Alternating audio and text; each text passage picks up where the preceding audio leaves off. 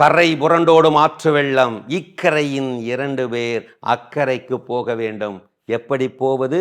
ஓடம் எதுவும் இல்லை, நீச்சலும் தெரியாது. யோசித்தபடி நின்று கொண்டிருக்க அங்கே வந்தது ஆஜானுபாகுவான காளை மாடு ஒன்று. வந்த காளை மாடு ஆற்றிலே குதித்து விட சட்டென செயல்பட்டான். அதில் ஒருவன் ஆற்றிலே குதித்து காளையின் வாலை பற்றி கொண்டான், சிக்கன பற்றி கொண்டான். நீந்திய காளை அவனை சுலபமாக அந்த கரையில் போய் சேர்த்து விட்டது. இன்னொருவனோ தனக்கு ஏதாவது வால் கிடைக்குமா என்று காத்திருந்தான்.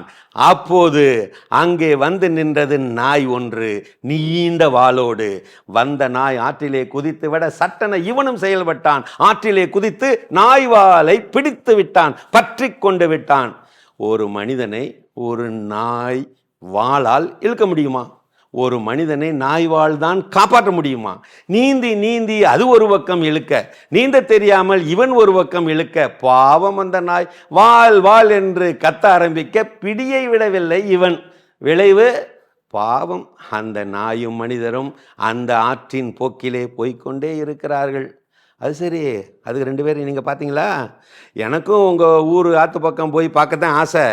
இதில் அந்த நாயோட அந்த ஆத்தோட போகிற மனுஷனா நீங்கள் இல்லாமல் இருந்தால் சரி. பச்சையாக சொல்லணும்னா அந்த நாயோட வாலும் சரி, பசாசோட வாலும் சரி, பசாசின் வாலை பசக்கன பற்றி கொள்ளும் உன் கையும் சரி. இப்படித்தான் மனித வாழ்க்கை பயணத்தில் சிலர் காளையின் வாலை பிடித்துக் கொள்ளுகிறார்கள், சிலர் நாயின் வாலை பிடித்துக் கொள்ளுகிறார்கள், சிலரோ கரையிலேயே நின்று விடுகிறார்கள். பாருலகாலும் பரமனே, உன்னை பற்றி கொள்ளும் ஞானம் வேண்டும், உன்னை விட்டு பிரியா உறவு வேண்டும். இதுவே நமது இறை வேண்டலாக இருக்கட்டும். பற்றி கொள்ளும் பருப்பொருளை பொறுத்ததுதான் பயணமும் பாதையும் திசையும் விசையும். இப்படி ஒரு சாமானிய இணையதள புலம்பல் ஒன்று உண்டு. வாழை இலையில ரசம் ஊற்றின மாதிரி இருக்கு நம்ம பொழப்பு. எந்த நேரத்தில் எந்த பக்கம் போகுதுன்னே தெரியல. அதை டீல் பண்ணுறதே ரொம்ப ரோதனையாக இருக்குது.